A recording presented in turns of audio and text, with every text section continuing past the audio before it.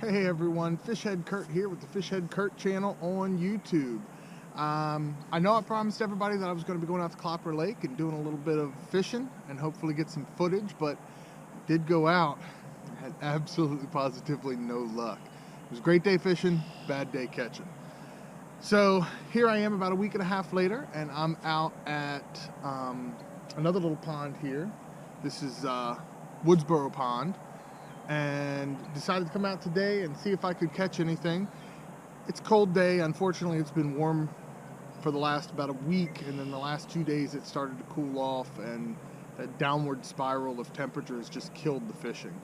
So I figured, hey, I'm out here. We'll enjoy the beautiful scenery and talk a little bit about a new rod and reel that I picked up. So most of my experience with Baitcast is with it's an Abu Garcia Veritas medium heavy rod, and that's like the second Baitcast rod I ever had.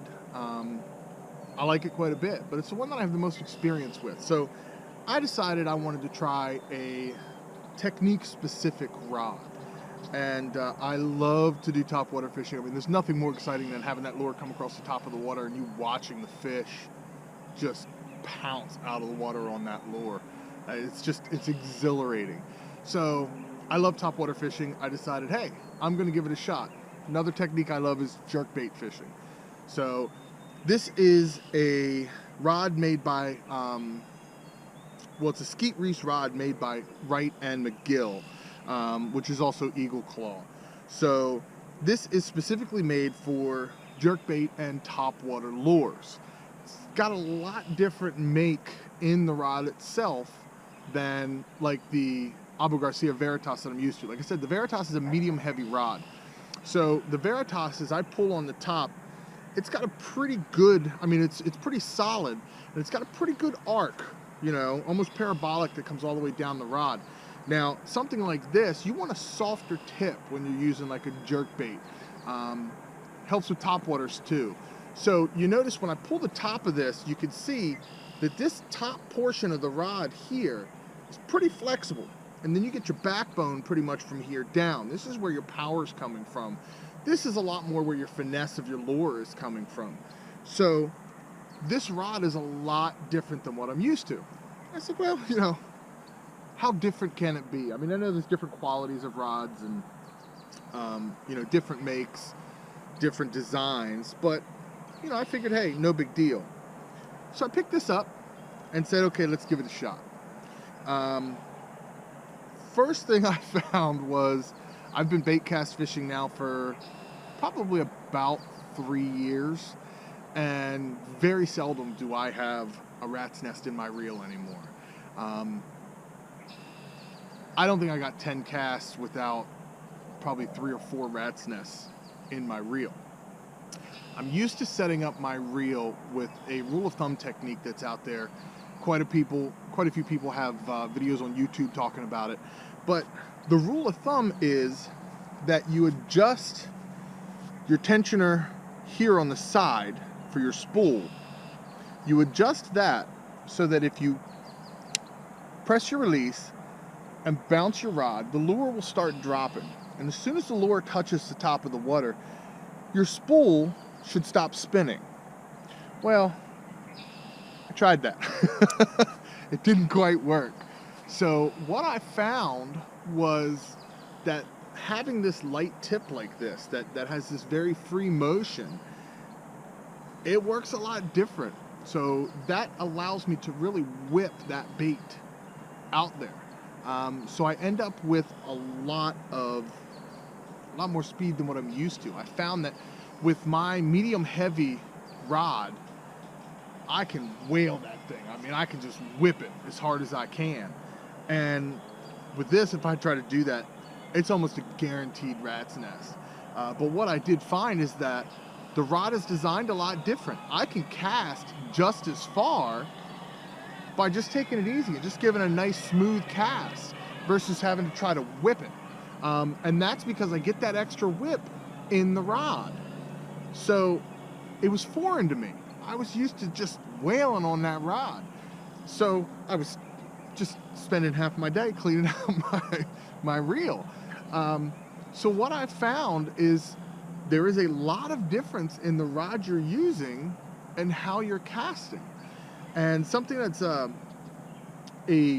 technique specific rod like this is needs to be set up very different than something that's, you know, just a generic medium heavy, whatever. And I would imagine that most rods that have that really light, quick action tip are going to be the same way. So what I found is that two things. One, on my medium heavy, the other thing that I do is I normally keep my magnetic brake here pretty much off. When I was first starting, you know, I kept it up quite a bit, but unless the wind is really whipping, I keep it off. So what I found with this was that becomes a big part of this. When I whip that bait really starts moving at first, but the wind resistance of the bait slows it down quick. So adjusting that magnetic brake to the right setting for the lure you're using and how you're casting is going to save you a ton of backlash in your reel. Also, I noticed that I keep my spool tensioner a little bit tighter than I normally would.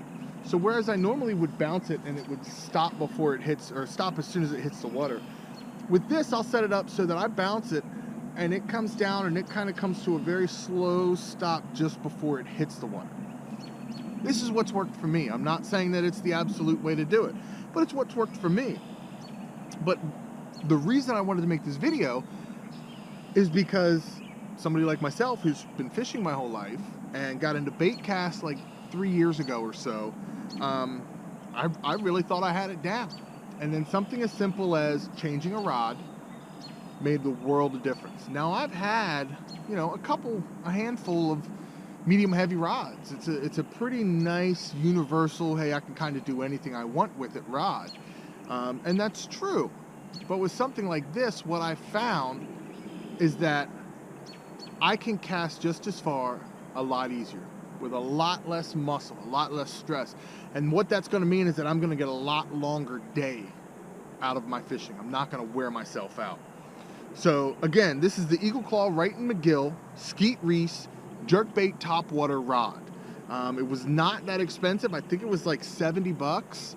I'm really liking it now that I got it set up. So don't get frustrated. You get a new rod, you get a new reel, take your time. It took me, you know, probably 5 or 6 hours on the water to really not just get it set up, but to learn it.